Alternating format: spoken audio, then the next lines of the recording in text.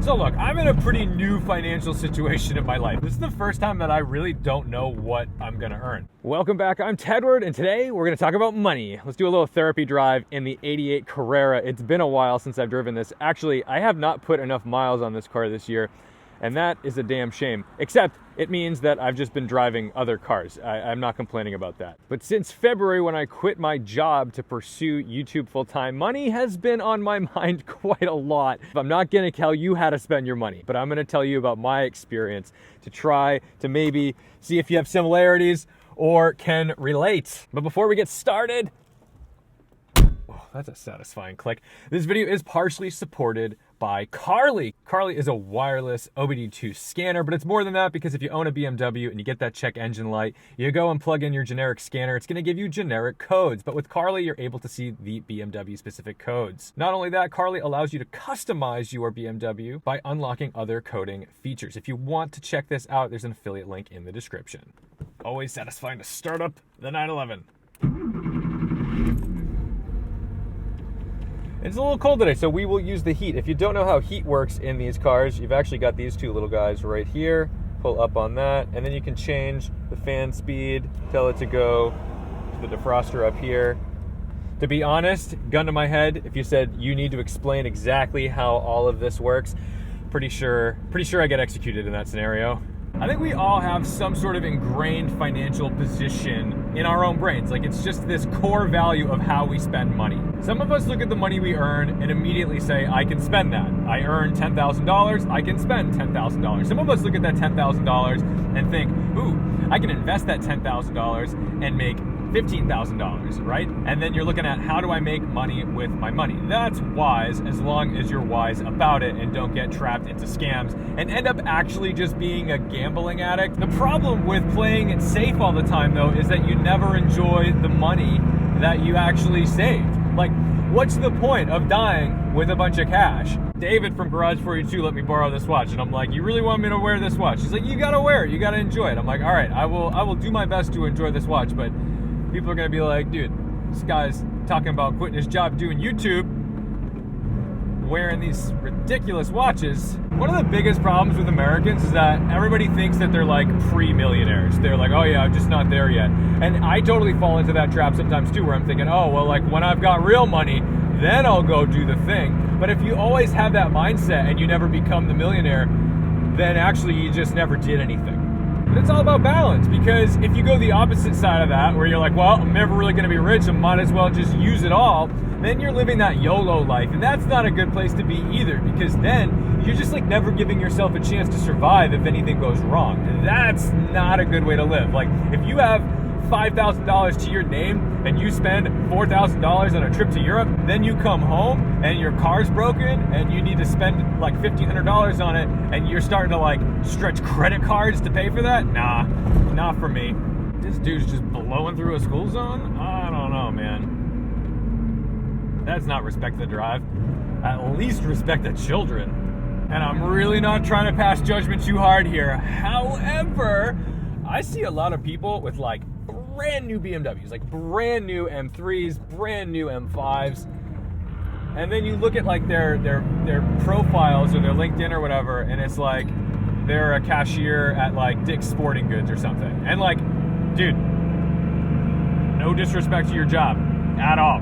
That is not $70,000, $80,000 car money coming in. So I'm like, all right, either you have a very lucky situation where you like, maybe you're a people person, you got a big old trust fund, and you just want to spend 8 hours a day like in a store talking to people, ringing them out. Dude, what a dream. Like, that'd be fun. If I had like $20 million and I was like, yeah, I need something to do, like I'll go work at a coffee shop and I would just like talk to people and enjoy my day. But like, chances are that's not the case. Chances are those people are getting loans that are immense, and they're paying it off like the 72-month loan on like an $80,000 car, and they're earning like $35,000, $40,000 a year. Like that's not a great balance. That's too much money on your car.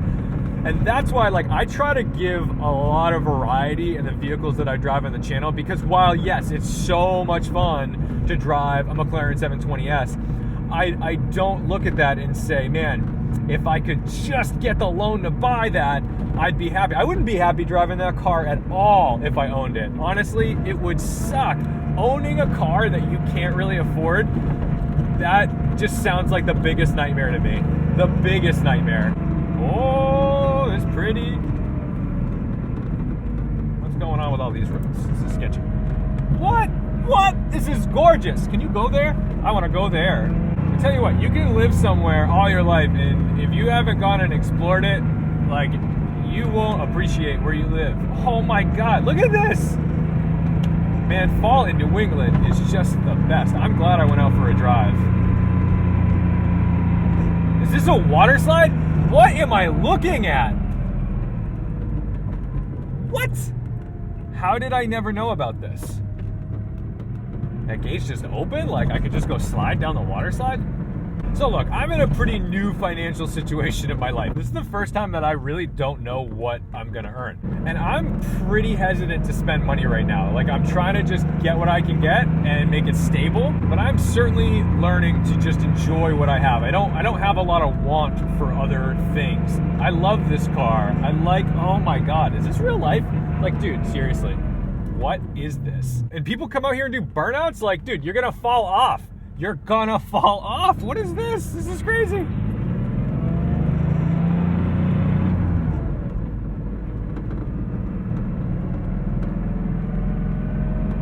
Just because somebody's showing off and like a big fancy expensive car doesn't mean that they like really have the backing to support that. So like don't get caught up in seeing people with crazy fancy cars. I mean, like, sure, yeah, a lot of people are wealthy and a lot of people have fancy cars. That's great. But like don't look at that and think like, why not me? It's like, they might actually be in a very similar financial situation as you, except for the fact that they're worse off because they have the overhead of like a $300,000 car. Sometimes it really is the guy with the Miata race car who's got it all figured out. Squirrel, he survived. Yes, another one lives on Tedward Drives. So look, I'm not going to tell you how to spend your money because that's a very personal thing.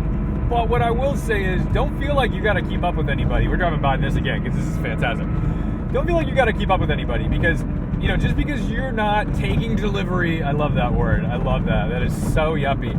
Taking delivery of a new sports car every 6 months or every 12 months, like you can actually just enjoy the stuff you've got. You can just enjoy living the way you live. I don't feel the need to spend money on like vacation stuff as much anymore either because, you know, like I felt like I had to go and try to make the most of my 2 or 3 weeks vacation that you'd be allotted for work. You know, and if you don't use it, you lose it. That's not a good position to be in. Not every company rolls that over. You're not saving up. But like every day to me now is enjoyable. And like it's not enjoyable like I'm sitting on a beach in the Cayman Islands. But it's enjoyable that I'm not sitting there going, I gotta get out of here.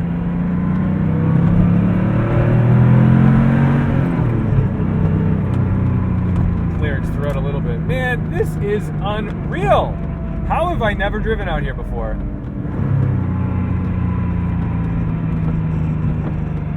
Seriously. What? I did not know that I lived so close to some country-ass country. So thank you so much for watching, liking, commenting, and subscribing. I gotta go give this watch back. It's too much money on my wrist. Don't forget to respect the drive, and I'll see you in the next one.